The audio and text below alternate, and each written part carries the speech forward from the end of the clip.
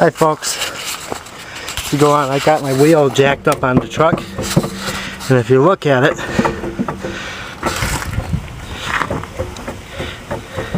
this wheel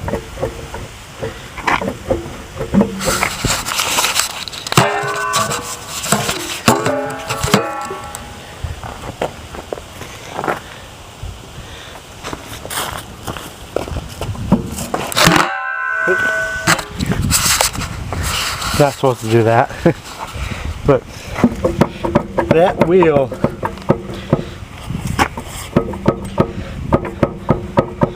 is completely bolted on.